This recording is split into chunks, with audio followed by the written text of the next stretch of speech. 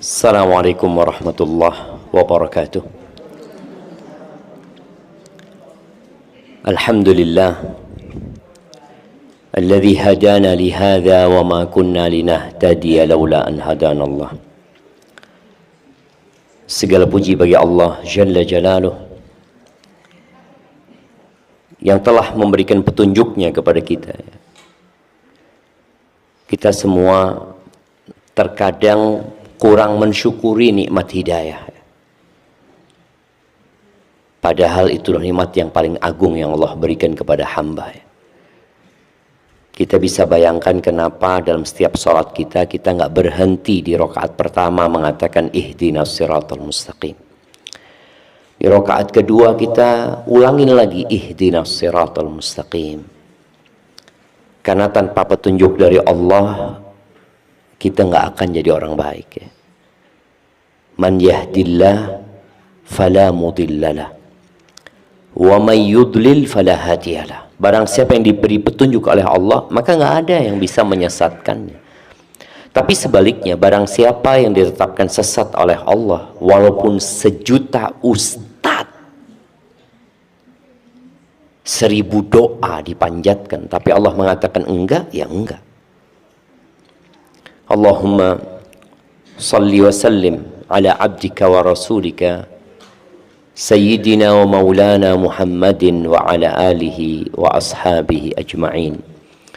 Ya Allah, semoga salawat dan salam, berkah dan nikmat senantiasa Engkau curahkan untuk hamba kekasih-Mu, untuk baginda Nabi kita Muhammad alaihi salatu wassalam, untuk keluarga beliau, untuk istri-istri beliau, untuk putra-putri beliau, dan untuk seluruh sahabat Nabi. Semoga Allah meridhai kita bersama mereka.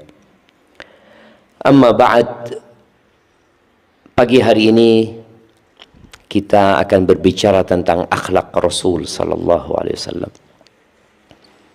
Tapi sebelumnya ana kepingin tanya, kapan Rasulullah SAW meninggal dunia? Ana mau kasih hadiah, ada banyak hadiah di depan ana ini. Nah, silahkan. Kapan Rasulullah SAW meninggal dunia? Iya, lengkap ya.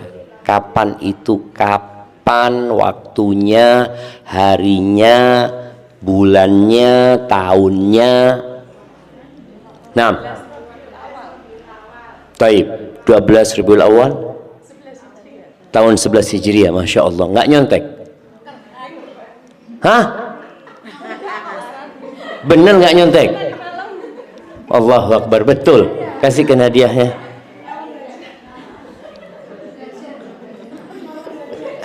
Nah, yang bungkus dapat hadiah sendiri. Alhamdulillah. Kan orang itu nggak tahu sama takdirnya, jemaah. Iya. Kadangkala dia bungkus ternyata milik dia. Allahu Akbar. Ya, Rasul sallallahu alaihi wasallam tuh, beliau meninggal dunia mungkin seperti waktu kita sekarang ini, sebelum sholat zuhur ya, di tanggal 12 Rabiul Awal. Hari ini tanggal 11 Rabiul Awal ya. Itu kejadian tanggal 12 Rabiul Awal, tapi harinya hari Senin. Di hari Senin ya, Rasul sallallahu alaihi wasallam itu mulai sakit kira-kira 14 hari sebelum meninggal dunia. Sejak Isya malam Jumat. Jadi kalau Isya malam Jumat itu tanggal berapa? Senin tanggal 12. Tanggal 12 Seninnya, Ahad tanggal 11, Sabtu tanggal 10, tanggal 9. Jadi malam tanggal 9 Isya itu para sahabat Nabi nungguin Nabi SAW. Lalu beliau mengatakan, asallan nas, orang-orang udah sholat. Kata para sahabat, hum yantadhirunak ya Rasulullah, mereka sedang menunggumu ya Rasulullah. Kata Nabi SAW, siapkan air, kata dia. Nabi mau mandi, akhirnya Nabi duduk di bak itu disiramin ya. dengan air dari 7 kendi. Beliau supaya seger gitu. Beliau bangun pingsan sallallahu alaihi wasallam. Beliau sadar mengatakan, asallan nas. Orang-orang udah sholat, kata dia. Hum yantadhirunak ya Rasulullah. Mereka nungguin engkau ya Rasulullah. Nabi kemudian berusaha untuk disiram supaya beliau seger ya. Supaya kita tahu, Nabi itu capek hidup di dunia. Jadi kalau sebagian kita merasa lelah hidupnya ya, orang yang paling lelah hidupnya itu Nabi kita Muhammad SAW.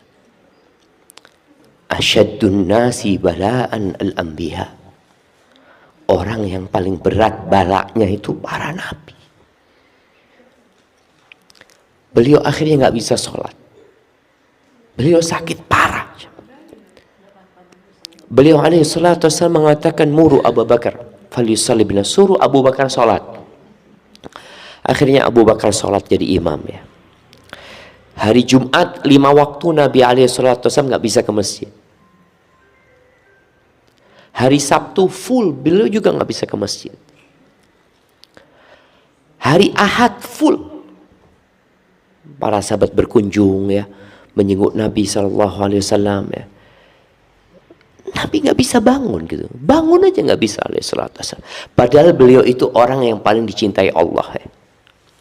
Kemudian di hari Senin pagi, tanggal 12 Rabiul Awal, Nabi SAW tuh buka horden rumahnya, pintunya dibuka.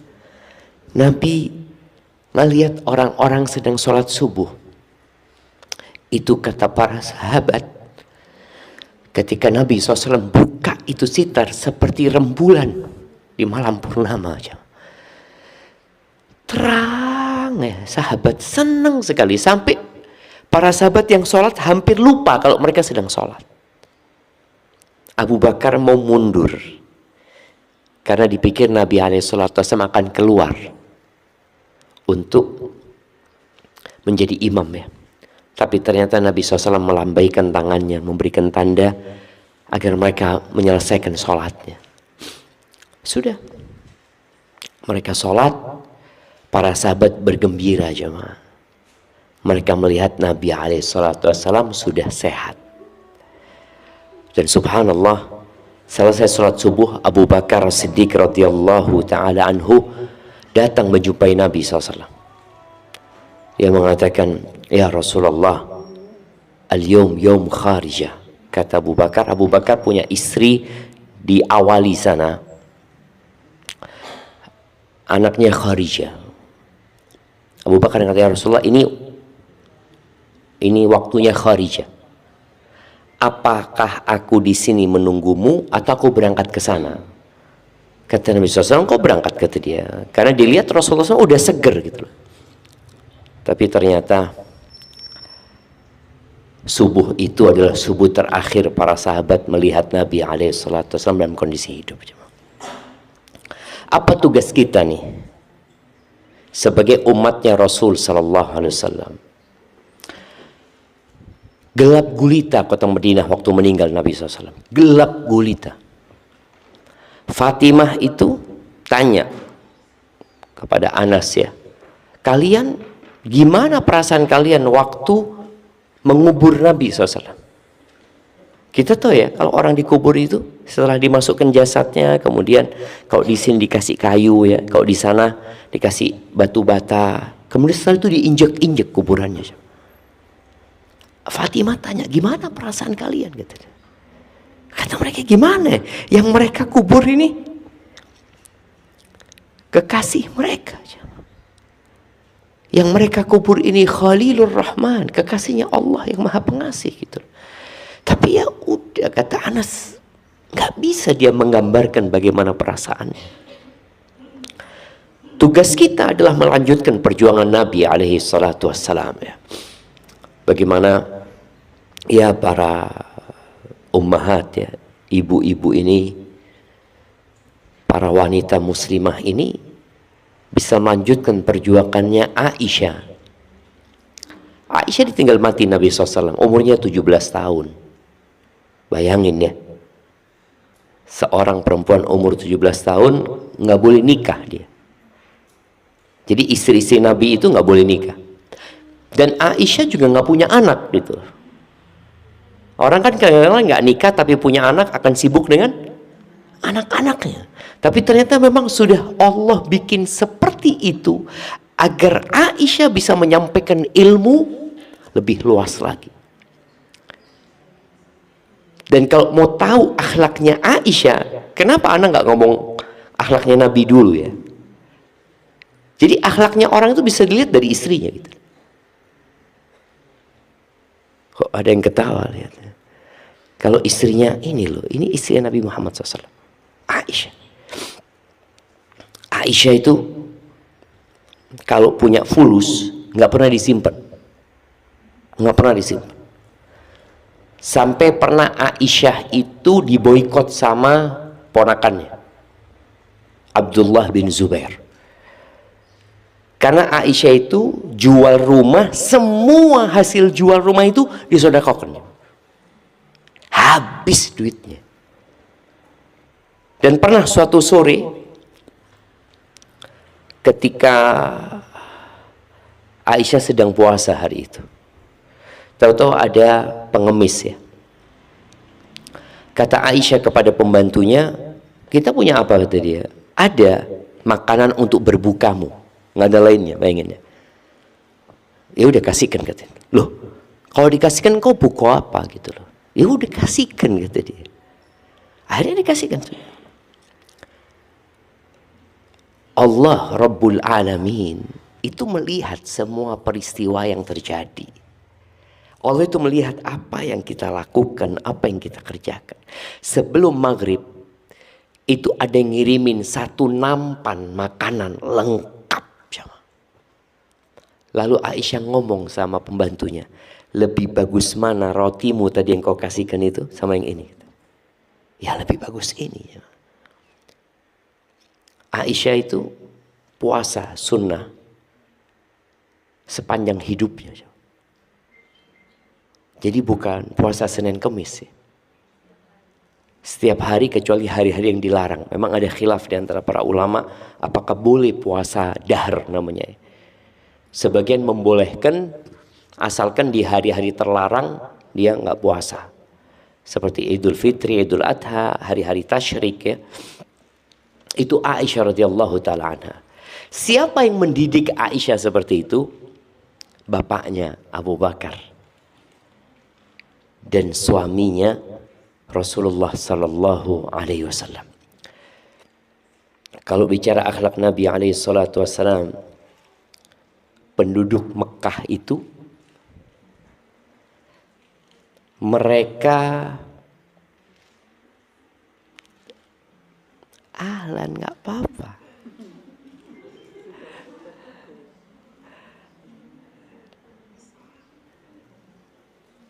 Penduduk Mekah itu menggelari Nabi Muhammad SAW setelah beliau berdakwah dengan beberapa gelar. Iya, beberapa gelar yang buruk, yang tidak pantas untuk diucapkan, tapi mereka lakukan itu agar orang-orang tidak mendekat kepada Nabi Muhammad SAW. Sebutkan 5 gelar buruk yang diberikan orang musyrikin kepada Nabi kita Muhammad SAW. Nah, 5 ya. Ana minta 5 supaya antum tahu kalau antum disebut, kalau emak-emak dikatakan seperti itu suaminya gimana rasanya. Nah, tafadhali, ada yang mau jawab? 5 gelar buruk yang disematkan kepada baginda Nabi kita Muhammad SAW. Nah, 5, angkat tangan yang mau jawab. Ya Allah jemaah, kita ini menyegarkan ingatan kita. Insya Allah belajar tentang Nabi Muhammad SAW sejak SD kita belajar. Kita udah belajar. Nah, tafadhal. 5. Nah, ada yang mau jawab?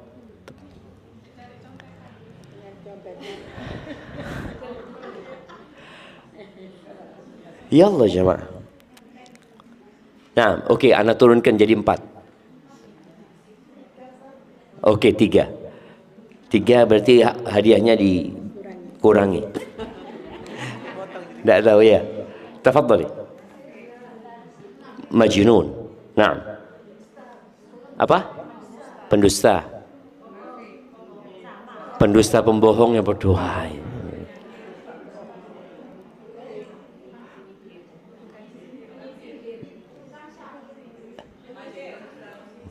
Hilang kalau 2 nggak dapat hadiah. Taib, yang bisa nambah dari 2 nambahnya 3. Nambahnya 3. Enggak. Angkat tangan yang mau jawab yang mana? Ini bukan kerja kelompok. Bukan. Ini bukan tugas kelompok ini. Nah, siapa yang mau jawab? 3 tambahan.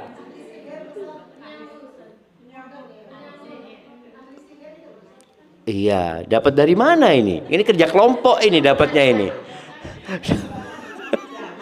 Nah, ya sebutkan 3 tambahan. Penyamun. Ya kayaknya kasih yang 3 aja dah apa sudah. Penyamun itu perampok ya. Enggak. Mereka nyebutkan Nabi SAW majnun. Gimana kalau ada orang yang ngomong sama ibu-ibu, suami ibu itu majnun, orang gila. Supaya tahu perasaannya Khadijah ketika mendampingi Nabi SAW. Dikatakan sahir, penyihir. Dan kita tahu penyihir ini memisahkan antara anak sama orang tua, memisahkan suami istri ya. Dikatakan tadi kadzab ya. Nabi SAW. Dikatakan kahin. Kahin itu dukun, paranormal ya. So, dikatakan syair, penyair Nabi SAW. Makanya Nabi SAW menghadapi itu, ia sakit hati loh coba. Siapa yang gak sakit hati? Sampai Allah Azza wa Jalla mengatakan, walaqad na'lamu annaka yadhiqu sadruka bima yaqulun. Kata Allah, kami tahu dadamu jadi sempit gara-gara omongan orang itu. Nabi punya perasaan. Beliau orang yang terhormat. Selama 40 tahun beliau hidup digelari Al-Amin. Semua orang menghormati Nabi SAW. Tapi ketika beliau mengajak orang berubah menjadi lebih baik, Al-Amin hilang. Tapi sebenarnya ucapan orang-orang musyrikin terhadap Nabi SAW bohong mereka. Mereka tahu Nabi nggak pernah berbohong. Sampai pernah datang seseorang bertanya kepada Abu Jahal. Dia tanya, wahai paman, kata dia, apakah Muhammad itu berbohong, kata dia, mengaku Nabi, kata dia. Kata Abu Jahal, enggak. Kata Abu Jahal, ma jarrabna alaihi kadhiban. Kita tidak pernah ada pengalaman dia bohong, nggak ada. Nggak ada cerita dia bohong. Tapi masalahnya apa Abu Jahal tidak menerima? Karena dia sombong aja. Dia nggak mau tahu-tahu ada orang yang lebih dari dia. Kalau dulu dia hanya pemuda Nabi Muhammad. Sekarang kalau jadi Nabi, ya dia di atas semuanya. Maka Allah Azza wa Jalla mengatakan di surat Al-Qalam ya. Nun.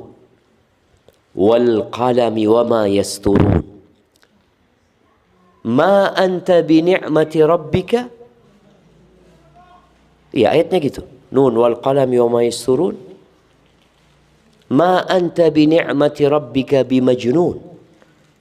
Enggak, engkau enggak gila dengan nikmat yang Allah berikan kepadamu. Engkau mendapatkan wahyu, engkau enggak gila. Nabi enggak pernah bela dirinya. Tapi beliau butuh hiburan. Siapa yang menghibur beliau? Allah langsung yang menghibur beliau. Ma anta bi ni'mati rabbika bi majnun. Lalu Allah katakan, wa innaka la'ala khuluqin azim. Engkau benar-benar berada di atas akhlak yang agung. Engkau berakhlak mulia gitu loh. Ketika orang-orang mendustakanmu, mereka sebenarnya membohongi diri mereka sendiri. Maka kalau bicara akhlak Nabi SAW, ada orang-orang yang datang ya ke rumahnya Aisyah tadi. Ya, mereka ingin tahu gimana sih akhlaknya Nabi sallallahu alaihi wasallam ya. Kalau mungkin di luar banyak orang yang tahu, kelihatan. Tapi kalau bicara akhlaknya seseorang di rumah, maka yang paling tahu siapa? Istrinya. Dan yang paling tahu dengan akhlaknya istri siapa? Suaminya. Dan siapa? Dan pembantunya. Ibu-ibu kalau mau tahu ibu-ibu ini baik apa enggak, kalau pembantunya sering ganti-ganti,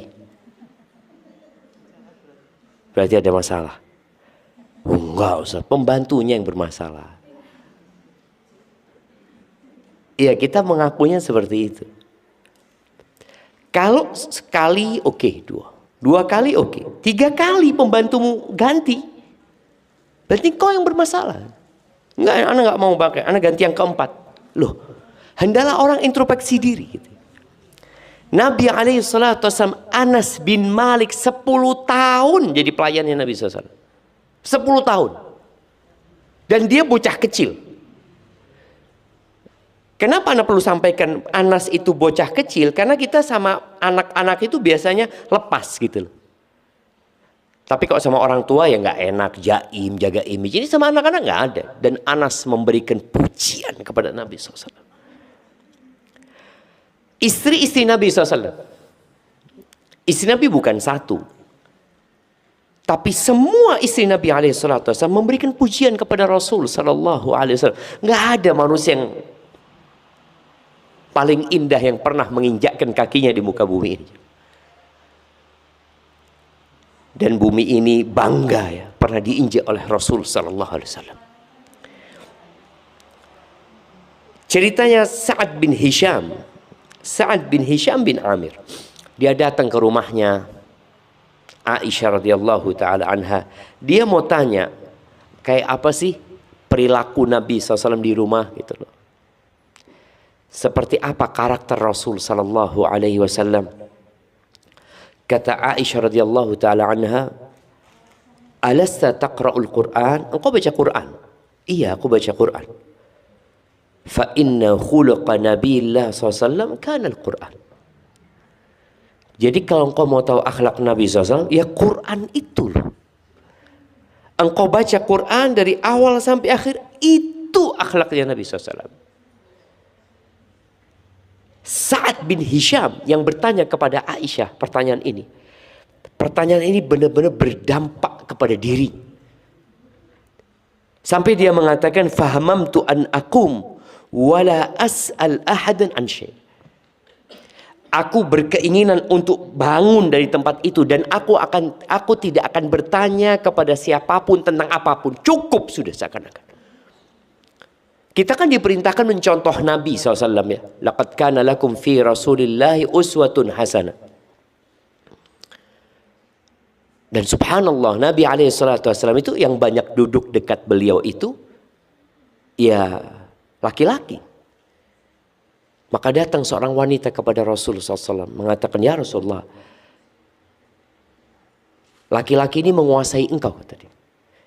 Kapan kita perempuan ini dapat waktu khusus? Akhirnya Nabi SAW mengatakan, udah di rumahnya fulan. Kalian kumpul di rumahnya fulan, hari fulan jam sekian aku akan datang. Nabi datang memberikan pendidikan kepada wanita-wanita itu. Dan para sahabat wanita kalau dapat nasihat, itu berusaha untuk langsung diamalkan. Dan ini yang kadangkala kurang dari kita. Anak ingat, mungkin 10 tahun yang lalu ya, anak pernah isi kajian di Al-Muhsinat. Al-Muhsinat ini sejak tahun berapa ada?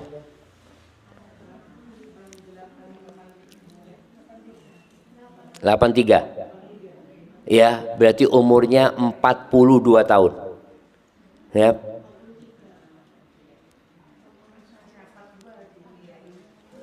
Ya apa cerita nih? Kalau 83 berarti umurnya 42. Betul. Nah, 42 tahun. Siapa yang ikut kajian Al-Musnad 42 tahun?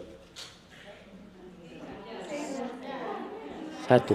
Ini sudah profesor semua seharusnya. Iya.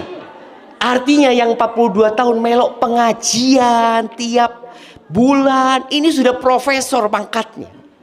Tapi coba tanyakan, berapa banyak hadis yang dihafal?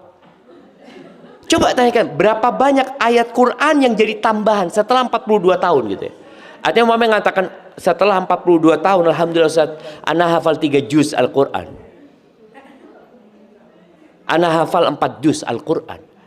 Kadang-kala nggak tahu ya, mudah-mudahan sudah 10 juz ya yang 42 tahun ini. Tapi kadang-kala kita berpikir, loh kayak indah. Maka harapannya mungkin nanti Al-Muhsinat ini kajiannya lebih sistematik. Ada setoran hafalan Quran. Setiap pertemuan setoran 1 ayat. Kalau 10 tahun berapa ayat? Berarti 12 ayat ya. 10 tahun 120 ayat. Itu kalau 1 ayat. Kalau nah kelamaan kan? Padahal kelamaan sudah dilakoni. Kita ini kasih yang paling ringan, tidak dilakoni. Artinya tadi juz amma lah. Juz amma itu, Anda mau kasih hadiah. Juz amma itu berapa surat? Berapa? Angkat tangan yang jawab. Berapa surat juz amma? Iya. 30 surat. Ya, ini betul. Tapi untuk pertanyaan yang salah. Bukan. Juz amma berapa surat? Oh, kasihkan Kak Firdaus itu. 37, Masya Allah. Kayak wes hafal Kak Firdaus ini. 37 jamaah. Artinya kalau dia mulai menghafal Al-Quran umur 10 tahun, umur 47 sudah juz amma. Sekarang coba lihat, yang umur 47 hafal juz amma, siapa? Nah, kita mau kasih hadiah. Bukan yang 47 ya, kalau yang anak-anak muda hafal sekarang, anak SMP, SMA hafal.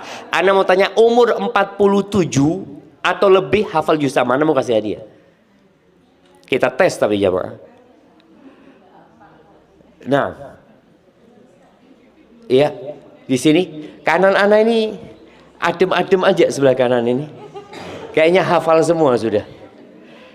Tapi tadi kembali ya, ketika ditanya apa akhlak Nabi SAW, Al-Quran sudah. Jadi nggak perlu kajian ini. Sampai katanya tadi seorang tabi'in ya, Sa'ad bin Hisham, aku nggak ingin tanya siapapun lagi sudah. Apa yang akan dia lakukan? Aku akan fokus belajar Al-Quran. Karena di situ akhlak Rasul Sallallahu Alaihi Wasallam ya. Al-Imam Ibnu Katsir ketika mentafsirkan makna ucapan Aisyah radhiyallahu taala anha, bahwasanya apa saja yang ada dalam Al-Quran, kalau itu perintah maka Nabi akan menjadi orang yang pertama melakukannya. Kalau itu larangan, beliau akan menjadi orang yang pertama meninggalkannya, dan itu sudah jadi watak. Ada kondisi kita itu masih usaha. Sholat ya, sholat nih. Sebagian orang sholat itu belum jadi karakter dia. Dia masih sholat, aduh, azan wis. Rasul SAW minta supaya qomat, minta supaya sholat ditegakkan. Kenapa? Karena beliau merasa sholat ini sudah kebutuhan ya. Bahkan beliau mengatakan kepada Bilal, qum ya Bilal fa'arihna bis shalah. Bilal, ayo Bilal, bangkit, bikin kita beristirahat dengan sholat. Nabi SAW sholat malam itu menjadi tempat istirahat beliau yang paling indah. Sholat malam ini kalau Ana lihat ya mungkin Ana salah juga. Ana melihat ibu-ibu yang sudah tua itu rajin sholat malam. Tapi yang muda-muda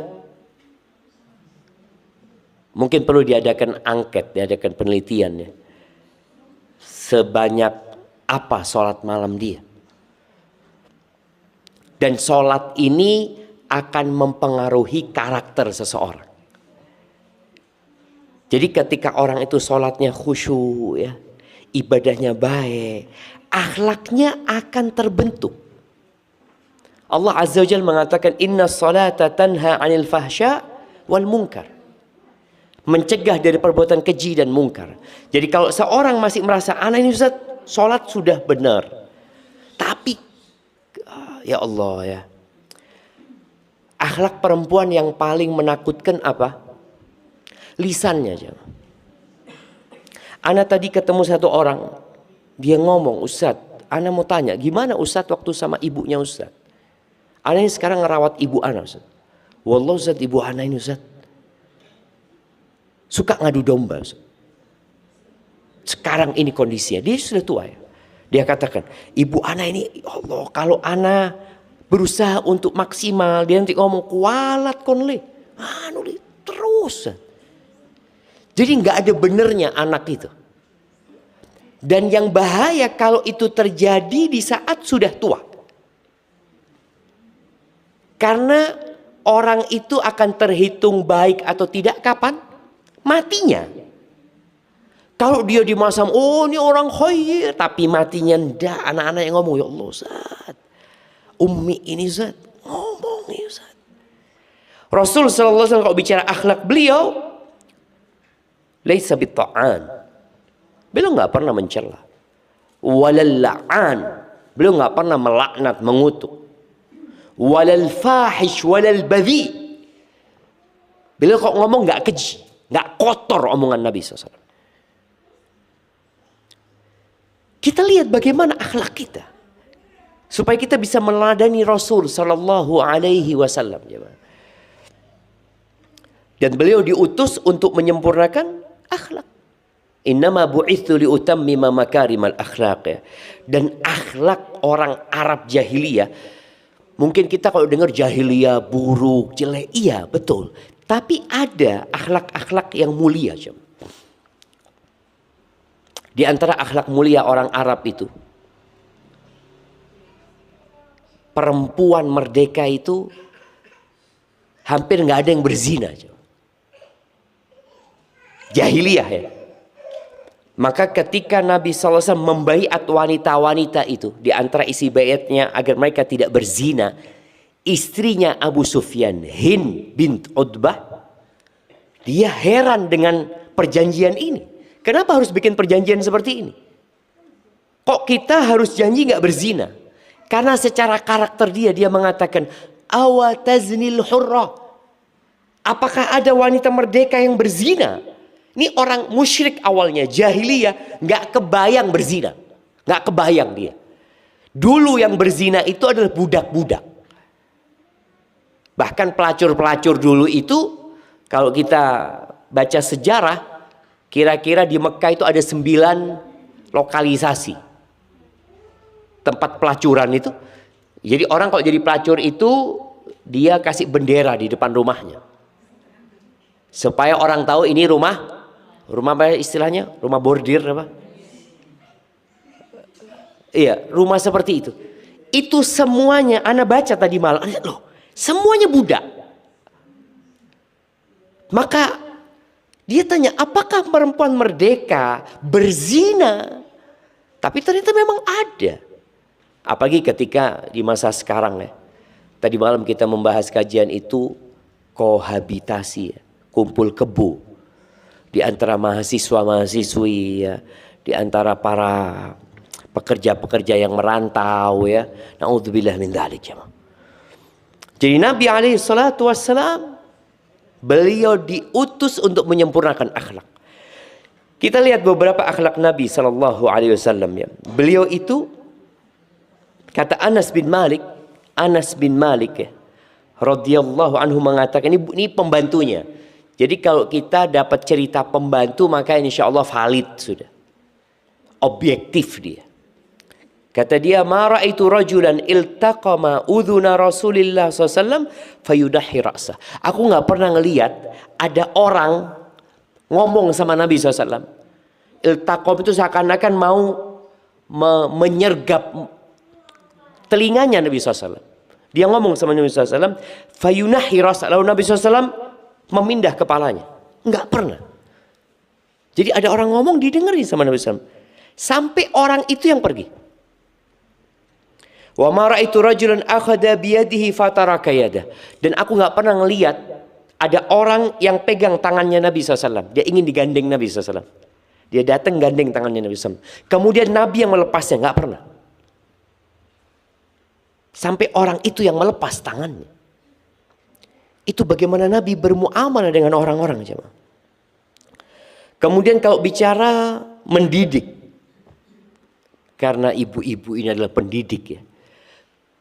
Pendidik yang kadang-kala nggak sabaran menghadapi anaknya. Kemudian yang keluar umpatan.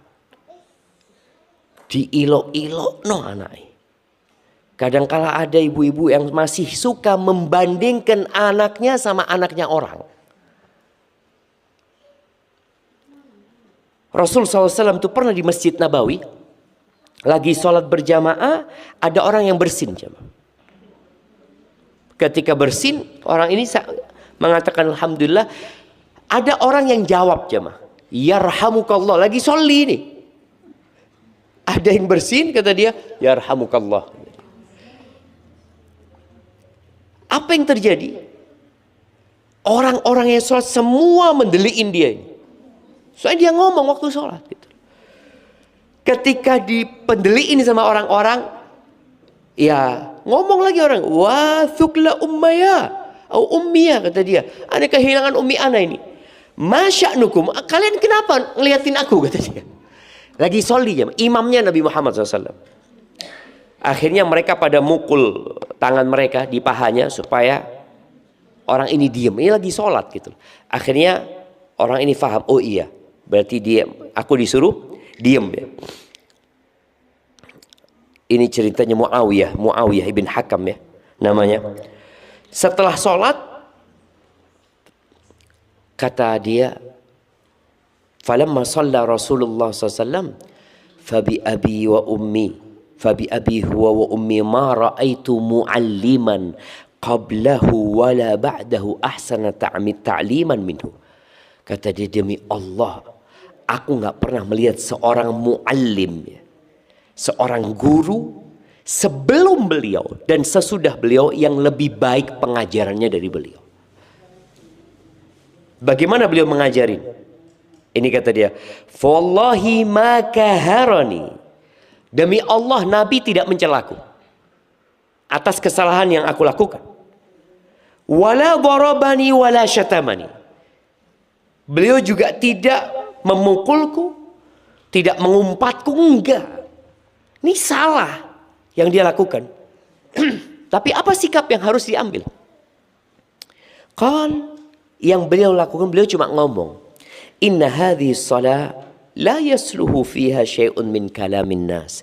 Salat ini nggak boleh ngomong. Salat ini innama huwa tasbih wa takbir wa qiraatul Quran. Jadi salat ini isinya apa? Ya tasbih, takbir, membesarkan Allah, mengagungkannya, dan membaca Al-Quran. Itu salat. Dan butuh kesabaran jemaah. Pernah masuk ke Masjid Nabawi, orang Badui tahu-tahu kencing di masjid. Apa sikap kita kalau melihat orang kencing di masjid? Bukan cuma diusir ya, dikeroyok sama tuh orangnya. Terkadang ya, ini karena kita hidup di dunia maya, kebanyakan kita kalau ada orang ngomong salah, gerudukan nyerang. Komennya itu netizen ini langsung, wah ini kayak gini, nggak pernah belajar, nggak ngerti apa-apa, terus ya mah. Kenapa harus terjadi itu? Ini orang kencing di Masjid Nabawi, bukan masjid apa mukhlisin apa mukhlasin, enggak. Masjid Nabawi yang dikencingin. Datang langsung tahu-tahu buka sarungnya, kencingnya mah. Itu sahabat ribut cuma. Kata Nabi SAW, da'u wa la tuzrimu. Biarkan kata Nabi SAW. Jangan dipotong kencingnya. Bayangkan ya. Suruh mari no nguyuni. Hadza Rasulullah SAW. Setelah selesai, dipanggil sama Nabi SAW. Panggil. Beliau mengatakan, inna hadhil masajid, kata dia.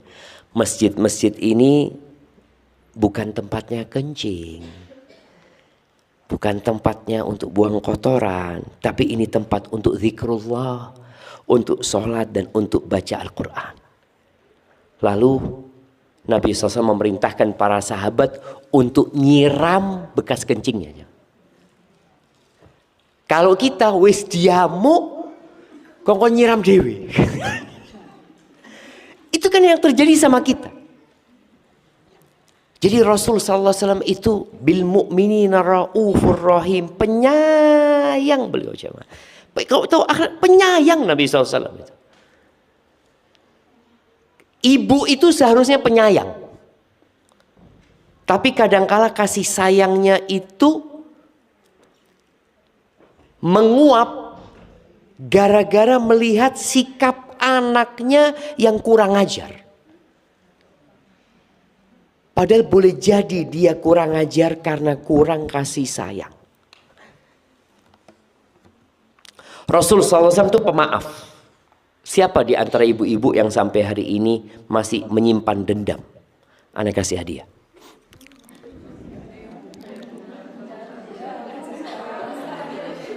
Nah, jemaah, masih menyimpan loro hati. Oh no, oh no. Ana mau kasih hadiah. Tidak ada yang ngaku. Kita itu sulit memaafkan, jemaah. Sulit memaafkan. Nabi SAW ya, Allah Azza wa Jalla mengatakan di surat Ali Imran ya, di ayat 159, Allah mengatakan fabima rahmatin minallahi lintalahum. Atas dasar rahmat Allah kepadamu, engkau jadi lembut sama mereka. Walau kunta faddan ghalidhal qalbi lan faddu min hawlik. Kalau engkau keras, kalau engkau kasar dan keras hatinya, orang akan kabur meninggalkan engkau. Kita ini kadang-kala pura-pura baik kalau di depan orang, jangan. Maka tadi Anda sampaikan, yang paling tahu kita baik apa bukan orang di rumah kita. Kita ini kalau ketemu sahib, oh ketawa, ahlan, kefal, bukan khair fulan ya. Padahal kata pembantunya, naudzubillah, kau tidak cepat mati majikanku ya. Lo jangan sampai didoakan cepat mati sama pembantunya gitu kan. Baik. Kata Allah Azza wa Jal, fa'fu anhum.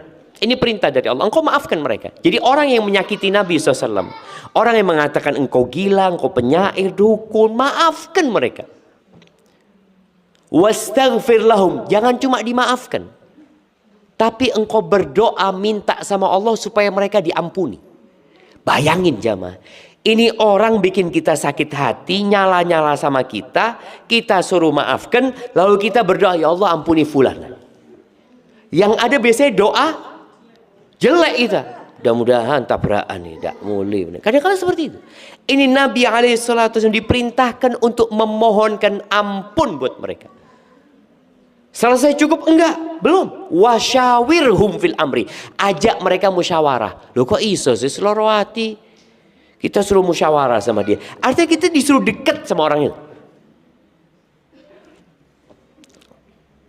Kejadian ketika Nabi SAW ke Taif ya. Kisah yang insya Allah kita masih ingat ya. Beliau SAW berangkat ke Taif berdakwah jalan kaki dari Mekah ke Taif. Entah berapa hari perjalanan, naik gunung, terjal jalannya bersama Zaid bin Harithah. Sampai sana beliau datang ke 3 pemimpin. Beliau berusaha untuk mendakwain pemimpinnya dulu nih. Harapannya kalau pemimpinnya masuk Islam, insya Allah anak buahnya masuk Islam. Ternyata 3 pemimpin ini menolak dakwah Nabi SAW. Lalu Nabi SAW memohon kepada mereka, kalau kalian menolakku, tolong jangan ya ngomporin orang gitu loh. Jangan ngomong woro-woro sama orang aku kesini. Karena Nabi SAW tetap mau berdakwah di rumah penduduk gitu loh. Tapi ternyata sama 3 orang ini diumumkan kedatangan Nabi SAW. Kemudian 3 orang ini memprovokasi penduduk Taif. Nabi diusir setelah 10 hari di Taif. SAW dilemparin batu. Bayangin ya, mereka itu bikin 2 soft kayak gini ya. 2 soft. Kayak karnaval lah kalau kita lihat ya, kanan kiri ya. Nabi jalan di tengah SAW, sama mereka dilemparin batu. Seperti anjing diusir. Itu Nabi kita Muhammad SAW. Berdarah-darah Nabi SAW. Nabi nggak kebal. Nabi manusia biasa. Zaid bin Harith yang melindungi kepala Nabi SAW, bocor kepalanya. Dilemparin batu SAW. Setelah peristiwa itu, datang malaikat Jibril bersama malaikat penjaga gunung. Kata Jibril alaihissalam, innallaha qad sami'a maqulata qaumika lak. Allah telah mendengar jalla jalaluh omongan kaummu kepadamu. Dan Allah sudah utus malaikat penjaga gunung ini. Lita'murahu bima syi'ta. Engkau suruh dia apa saja mau, dia akan lakukan. Nabi diam alaihissalatu wassalam. Sama malaikat penjaga gunung ini ditawari jemaah supaya tidak usah mikir gitu. In syi'ta an utbiqa alaihimul akhsyabin. Kalau engkau mau, aku timpakan 2 gunung itu kepada mereka. Biar mati semuanya mereka. Kata Nabi SAW, la, enggak. Bal arju ayyukhrijallah min aslabihim man ya'budullah wa la yusyrik bihi syai'an. Enggak, aku berharap Allah keluarkan dari sulbi-sulbi mereka generasi yang mentauhidkan Allah dan tidak menyekutukan Allah dengan sesuatu apapun. Artinya bayangkan Nabi SAW tidak ingin mereka itu binasa. Nabi ingin mereka jadi orang-orang baik sallallahu alaihi wasallam. Coba kita kalau sakit hati sama orang, biasanya kita akan sakit hati sama orang itu, sama orang tuanya, sama anaknya, sama sandalnya sakit hati. Kalau kita lihat sandalnya, aduh, ono di kene fulani, lungguh di fulana iki. Oh, di jero, aku tak lungguh di kene. Jadi dia nggak akan ketemu jam. Kalau sakit hati. Tapi Nabi alaihi salatu memaafkan.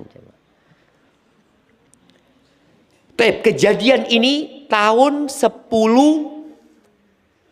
kenabian. 3 tahun sebelum hijrahnya Nabi SAW. 8 tahun kemudian, enggak.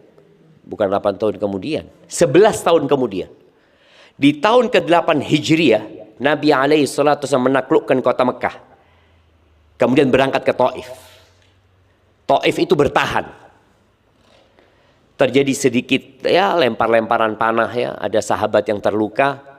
Akhirnya para sahabat berkata kepada Nabi SAW, ya Rasulullah, ud'ullaha ala Thaqif. Wahai Rasulullah, doakan kehancuran buat Thaqif. Yang dulu pernah mengusirmu. Yang sekarang mereka nggak mau tunduk kepadamu. Ud'ullaha ala Thaqif. Nabi SAW angkat tangan berdoa. Para sahabat mengatakan binasa Thaqif ini. Nabi mengatakan Allahumma hdi Thaqif wa'tini bihim. Ya Allah, berikan hidayah kepada Thaqif dan datangkan mereka kepadaku. 11 tahun nggak berubah sikapnya. Beliau tetap memaafkan mereka. Nggak ada sedikit dendam. Ini pernah nyakiti aku. Ini pernah ini. Nggak ada. Dan kita kadang-kala memaafkan karena nggak mampu. Ada orang memaafkan karena nggak mampu balas dendam. Maka biasanya tadi kita disakitin sama orang. Kemudian kita nggak iso balas. Biasanya akan berubah menjadi kedengkian. Jadi iri dan dengki ini berbeda. Iri itu kadang-kala kita nggak ada urusan sama orang, cuma ngelihat dia bajunya bagus, kepingin ya opo kok iso. Tapi kalau dengki ini biasanya penyebabnya karena kebencian. Tidak senang orang. Nabi SAW berdoa buat kebaikan mereka. Buat penduduk Mekah. Penduduk Mekah ini pernah menyakiti Nabi SAW, ya jangan ditanya. Kelakuan penduduk Mekah kepada Nabi SAW. Mereka mengusir Nabi SAW. Mereka menguasai aset-aset Rasulullah SAW dan para sahabatnya. Mereka pernah memboikot Nabi SAW bersama Bani Hashim selama 3 tahun. Sampai sahabat makan daun. Mereka membunuh paman Nabi SAW ketika perang Uhud. Ketika Nabi SAW sampai ke Mekah, menaklukkan kota Mekah. Nabi masuk ke kota Mekah itu naik ontanya dengan surban penutup kepalanya warna hitam sambil menundukkan pandangannya. Kepalanya ditundukkan sampai dadanya itu hampir menyentuh pelana ontanya. Beliau membaca firman Allah, Inna fatahna laka fatham mubina. Beliau baca firman Allah itu. Beliau nggak congkak, beliau nggak sombong. Karena beliau sudah menguasai kota Mekah. Beliau tawadhu alaihi salatu wassalam. Ketika penduduk Mekah jumlahnya 2000. Yang laki-laki ya. Yang bisa perang dikumpulkan. Di depan Masjidil Haram. Nabi SAW bertanya kepada mereka, Ma dhannukum bi? Prasangka kalian apa kepada aku? Kira-kira hukuman apa yang aku akan berikan kepada kalian? Mungkin seperti itu maknanya. Apa prasangka kalian kepada aku? Kata mereka,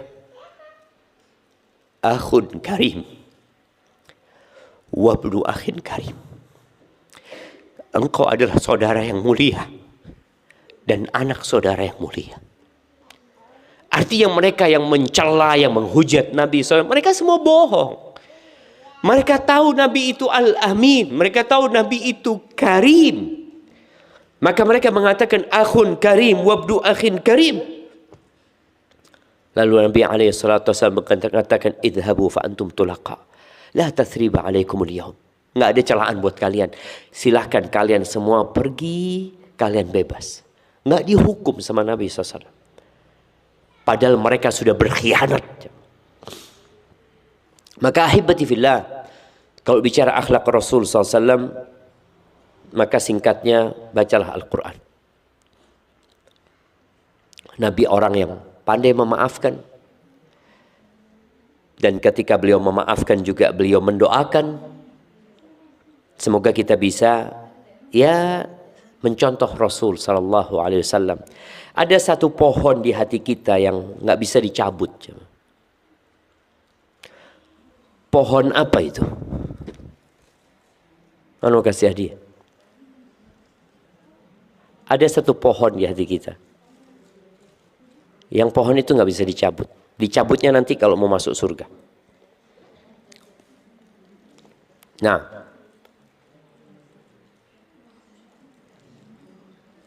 iya, ibu-ibu. Ada. Hampir semua orang lah ada pohon itu. Nah, iri. Iya, siapa yang jawab? Nah, oh, bukan buat saya. Hadiah diambil, dihadiahkan kepada yang lainnya. Itu nggak apa-apa. Nah, iri jemaah. Iri. Hasud. Ma khala jasadun min hasad. Dikatakan oleh sebagian ulama ya, tidak ada tubuh yang bersih dari hasad. Iri tadi nggak ada.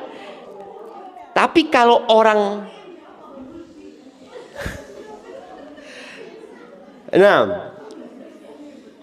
nggak ada. Jadi hampir semua tubuh ada tadi hasad itu.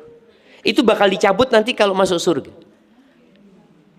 Allah Azza wa Jalla mengatakan wa naza'na ma fi sudurihim min ghillin ikhwanan ala sururin mutaqabilin.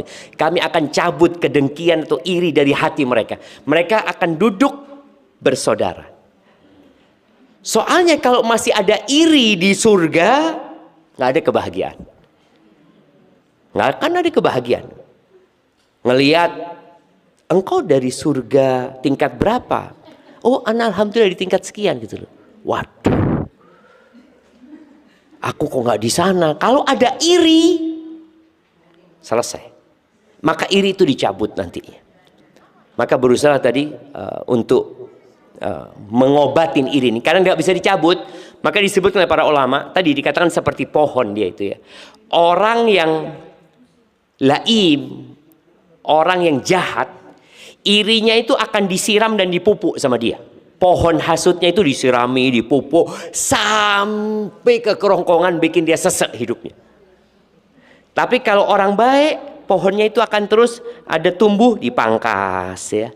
Tumbuh lagi dipangkas. Kayak rumput ya, kita tahu rumput itu kadangkala sudah dicabut ya, sudah disemprot sama apa yang bikin kuning itu ya. Kemudian nanti sudah kering, tahu-tahu tumbuh lagi. Nah, maka kita harus terus berusaha untuk menghilangkan hal itu.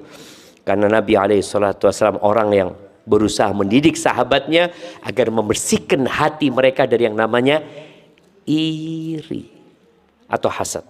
Barakallahu fiik. Nah, mungkin masuk ke sesi tanya jawab. Ana rasa waktu Ana sudah habis. Tafadhali. Nah, tafadhal. Mic-nya di mana? Tadi bilang kalau akhlaknya suami itu tergantung pada akhlak istri. Tunggu. Akhlaknya suami tergantung sama akhlaknya istri. Oke. Terus tadi kan bilang kalau Rasulullah itu lihat istrinya Aisyah. Gitu ya? Nah. Istrinya Rasulullah kan banyak. Nah. Apa tergantung sama istri yang lain apa ya? Iya. Jadi sebenarnya iya, akhlaknya istri itu tergantung sama suami. Suami, Ana ingin menyampaikan, ini istrinya loh.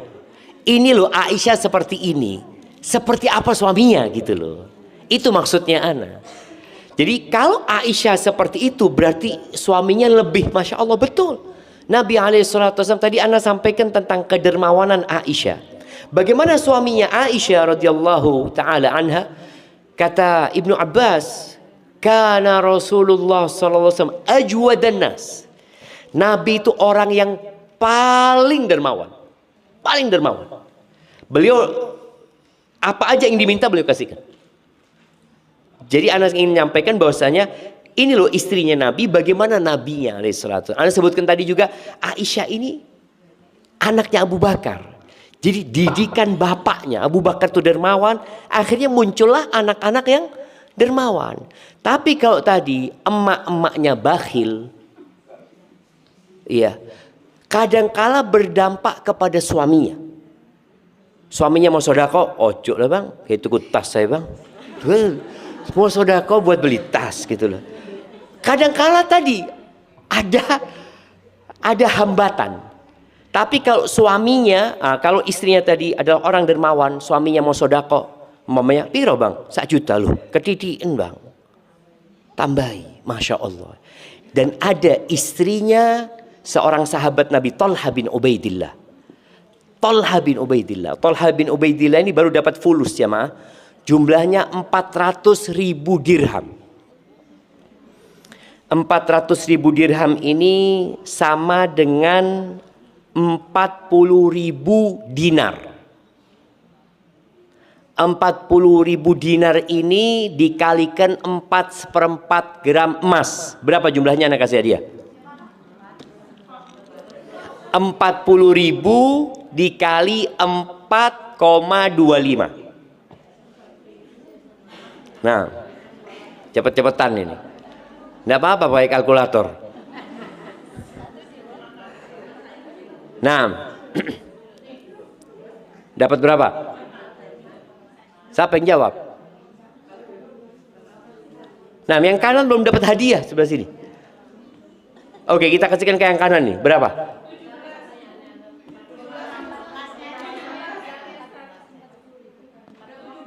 17 apa? Kok 17 M? Lu gram. Kan tadi Anda 4,25 gram emas. 17 gram. Kok iso sih? 17.000 gram. Berarti 17 kilo. Loh, iya. Kira-kira betul seperti itu? 17.000? Iya, kamu kasih hadiahnya. 17, anggap 17 kilo emas. Berapa juta jamaah? Berapa M itu? Kok 8 M? Apa sih? Ya, 10-nya aja sudah hampir 20 M. Ya kira-kira 30 M. Itu, ini dengarkan ceritanya dulu, belum selesai. Tolha ini dapat fulus segitu, nggak bisa tidur jemaah. Dia keluar masuk rumahnya ya, karena dia berjual aset. Bingung, ditanya sama harimnya, bang kenapa bang, kata dia. Ngomong, ana baru dapat fulus kayak gini, kata dia. Bingung ana, kata dia. Kau kepingin tidak bingung bang? Kata, iya, kata dia. Ya apa caranya? Engkau panggil pembantu-pembantumu bang, engkau bagi no duitmu. Itu dipanggil pembantunya, kirimkan ke rumahnya fulan, kirimkan ke rumahnya fulan, terus sampai pagi sampai entek. 17 kilo itu entek. Kira-kira kalau kita mikiri, waduh rugi Ustaz. Nah, tapi tadi ya, memang tadi istri yang soleha akan berdampak kepada suaminya, akan berdampak kepada suaminya. Ya seperti itu kira-kira. Barakallahu fik. Nah kok. Nah ini ada pertanyaan lagi, mic-nya kasihkan. Loh ternyata sudah ada yang pegang mic di situ. Nah tafadhali. Mau tanya keluar dari konteks ini Ustaz ya. Nah. Ada yang tanya kemana, dia itu punya anak kecil, tapi dia kepingin sholat duha. Tapi dia itu ngomong boleh tidak, kan biasanya sholat, karena anak sendiri kalau sholat duha itu kan dua, sesuai entah mau 4, 6, 8, ya tapi 12. Dia bilang dia kepingin mengerjakan sholat duha itu 12, tapi dia karena punya anak kecil, dia itu pingin ambilnya 4 gitu. Boleh nggak? Begitupun juga sholat malam, tahajud. Terus masalah witir, itu mana yang lebih afdal, 2 atau 3? Nah, barakallahu fiik. Iya, berkaitan dengan sholat sunnah ini, yang lebih utama adalah 2 ya. Walaupun bicara sholat sunnah 4 rakaat, ada riwayat seperti yang hadis yang mengatakan rahimallahu rajulan shalla qabla al-asri arba'an. Allah merahmati seorang yang sholat sebelum asar 4 rakaat. Ada yang mengatakan boleh 4 rakaat langsung, ada yang mengatakan tetap 2. Yang lebih utama adalah 2. Dan kalau tadi dikatakan dia punya anak kecil, seharusnya 2 itu akan lebih ringan. Karena dia punya anak kecil, boleh jadi setelah 2 rakaat anaknya nangis, selesai. Tapi kalau 4 rakaat malah terlalu ruwet, terlalu panjang. Maka solusinya 2. Dan sholat duha ini enggak 12 rakaat ya. Sholat duha ini selama waktunya boleh kita sholat.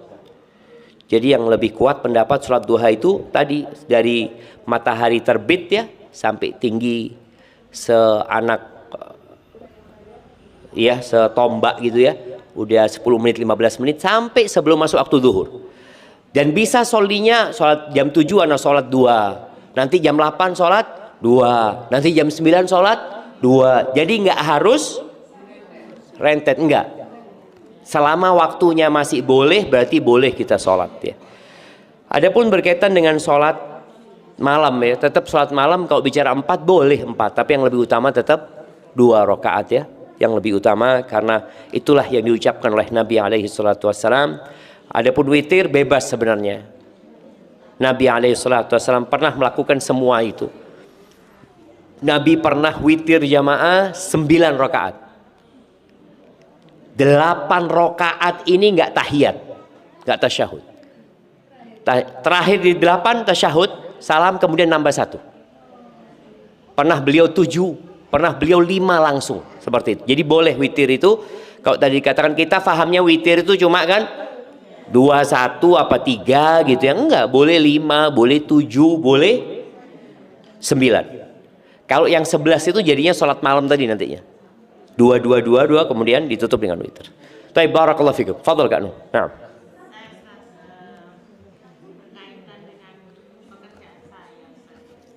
Ya mic-nya kasihkan biar yang lainnya dengar maksudnya Kak Nung. Ya mic-nya. Makasih Ustadz, berkaitan mungkin dengan pekerjaan saya sedikit ya, ada kaitannya. Saya ini dapat pesanan Ustadz untuk acara misalnya akad nikah atau lamaran, dan yang kemarin ini masuk lamaran. Tempatnya di masjid, tapi di lantai atas. Terus ada nikah, tempatnya di lantai bawah. Lah untuk konsumsi, saya kan catering ya Ustadz. Itu apa diperbolehkan makan di dalam masjid? Itu yang perlu saya tanyakan. Karena banyak paham nggak boleh, harus kuat gitu loh Ustaz kalau amin. Nah, Gimana itu Ustaz? Mungkin ada penjelasan atau mungkin ada hadis. Yang saya tahu tadi kan bahwa masjid, si Badui yang kencing tadi kan dibilang sama Rasulullah, masjid ini tempatnya untuk ibadah, untuk zikrullah, untuk baca Quran, untuk sholat. Nah, untuk kegiatan yang seperti itu tuh gimana? Gitu loh. Siap, barakallahu fiik. Iya, bicara tentang masjid ini pertanyaan menarik sekali ya, karena menjadi fenomena yang lumrah sekarang, orang akad nikah di masjid ya. Kalau akad nikah di masjid biasa dari sejak dulu, tapi kan walimah di masjid akhirnya. Jadi bedanya akad nikah sama walimah ini, kalau walimah itu acara makan. Kalau akad, ya sudah akad, gabil itu selesai, itu akad nikah. Makanya walimah itu tidak harus barengan dengan akad nikah. Boleh jadi akad nikahnya sekarang, walimahnya tahun depan. Bisa jadi. Jadi dia akadnya sudah sah, tapi walimahnya tahun depan lah, ngelengi disik. Terkadang orang kan enggak, akad nikahnya ditunda supaya bisa ngelompokno duit untuk walimah. Padahal walimah tidak ada hubungannya dengan akad nikah. Itu hanya sunnah dalam pernikahan tadi. Jadi kalau bicara masjid ya, yang penting sebenarnya kalau kita lihat Rasul Shallallahu Alaihi Wasallam itu menjaga masjid dari semua yang namanya kotoran, dijaga. Makan di masjid, ya para sahabat Nabi itu Shallallahu Alaihi Wasallam kira-kira ada 80 orang yang tidurnya di masjid. Tidur di masjid. Sekarang kan masjid tulisannya apa? Dilarang tidur gitu loh. Jadi ada pergeseran karena memang dulu masjidnya itu sederhana. Nggak seperti sekarang pakai karpet, ada mic, ada kekhawatiran barang-barang yang hilang seperti itu. Dulu enggak. Dan sahabat yang tidur di masjid itu ya kalau makan di masjid. Cuma dulu makannya kurma ya ditaruh di, biasanya mereka ada keranjang-keranjang yang menggantung di masjid itu. Jadi intinya berkaitan dengan masjid ini, masjid harus dijaga kebersihannya. Kalau ternyata makan di masjid menyebabkan nanti kotor, nggak boleh. Karena mengotori masjid gitu. Jadi bukan makannya yang tidak boleh, tapi mengotori masjidnya yang dilarang. Makanya kalau kita tahu di Mekah Medina, itu kalau sudah Ramadan buka bersama, ya mereka pasang sufroh. Makan di masjid, makan roti, makan ini, cuma dipasangin sufroh. Sehingga kalau ada yang jatuh, nggak jatuh ke karpet. Berarti mereka masih menghargai masjid. Jadi mungkin tadi, kalau Kak Nung bicara di masjid, ya diusulkan ada sufroh. Jadi jangan makan di atas karpet, karena ngotorin. Atau kalau memang enggak, ya di terasnya. Kalau terasnya nggak pakai karpet. Kan yang dikhawatirkan itu memang karpet. Dan di Masjid Nabawi itu juga ada aturan, nggak boleh masuk minuman manis. Itu nggak boleh. Teh manis nggak boleh. Kopi boleh. Kenapa? Karena manis itu lengket kalau kena karpet gitu loh. Beda kalau nggak manis itu dibersihkan selesai gitu loh. Cuma masih banyak yang melanggar ya. Orang masukkan di kantongnya jus atau apa.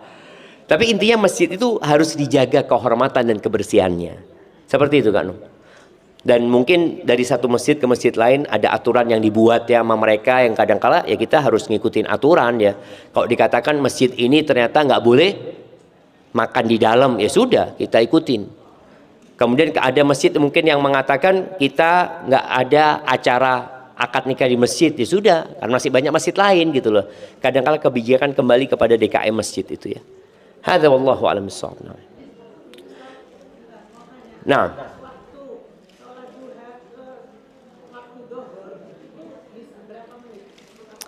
Ya kira-kira kita tahu berakhir ada waktu larangan sholat. Waktu larangan sholat itu ketika matahari di tengah. Nah, jadi antara ya boleh disebut mungkin 10 menit 15 menit sebelum waktu zuhur itu matahari sedang ada di tengah, karena masuk waktu zuhur itu ketika matahari tergelincir ya. Seperti itu ya, kira-kira tadi 10 menit 15 menit lah. Jadi kalau sudah 15 menit sebelum zuhur lebih baik kita tahan supaya enggak sedang sholat matahari sedang di tengah ya. Seperti itu. Tapi itu mungkin Ana nggak tahu waktunya sampai kapan, tapi sepertinya sudah cukup. Yang perlu dilakukan jamaah, bagaimana mengamalkan ilmu yang kita pelajari. Ana mau kasih doa sama jamaah ini. Tolong doa ini dihafalin. Ya, doa ini diajarkan Nabi Muhammad SAW dalam hadis yang diriwayatkan oleh Al-Hakim. Doanya itu bunyinya Allahumma anfa'ni bima 'allamtani. Ayo bareng-bareng. Allahumma anfa'ni. Lah lemes gini. Allahumma anfa'ni bima 'allamtani wa 'allimni ma yanfa'uni wa zidni ilman. Siapa yang hafal ana kasih hadiah. Oh, ini hadiah paling berat ini jemaah. Nah, hai jemaah. Oke, kita yang kedua. Ya, Allahumma anfa'ni bima 'allamtani wa 'allimni ma yanfa'uni wa zidni ilman. Yang artinya, ya Allah berikan manfaat buat aku atas apa yang kau ajarkan kepada aku, dan ajarkan kepada aku yang bermanfaat buat aku, dan tambahkan buat aku ilmu. Yang hafal apa? Wah, artinya enggak. Fadhal. Yang keras. Mic, kasihkan mic. Allahumma anfa'ni bima 'allamtani wa 'allimni bima yanfa'uni Wa 'allimni ma yanfa'uni wa 'allimni ma yanfa'uni wa zidni ilman. Ahsanti, barakallahu fikum. Kirimkan hadiahnya. Taib, itu jadi doa, tolong dihafal. Kalau nanti ini tolong siapa ke anunya, pengurusnya ini. Iya, pengurusnya bulan depan ketika kajian nggak boleh masuk kecuali setoran hafalan ini. Loh iya. Kabeh, maksudnya di depan kan masuk orang satu-satu masuknya, nggak ada masuk gerudukan. Wah, nggak datang, itulah berarti kan memang akhirnya ilmunya nggak bermanfaat gitu loh. Harapan anak jangan sampai doa ini cuma sekedar ya wis mari Ustadz mari loh, enggak. Nanti pekan apa kan sebulan sekali kajian ini, setengah bulan sekali, apalagi setengah sebulan sekali tadi. Taib, Allahumma anfa'na bima 'allamtana wa 'allimna ma yanfa'una wa zidna ilman. Rabbana atina fid dunya hasanah wa fil akhirati hasanah wa qina adzabannar. Wa subhana rabbika rabbil izzati amma yasifun wa salamun 'alal mursalin walhamdulillahi rabbil alamin. Jazakumullahu khairan. Wassalamu alaikum warahmatullahi wabarakatuh.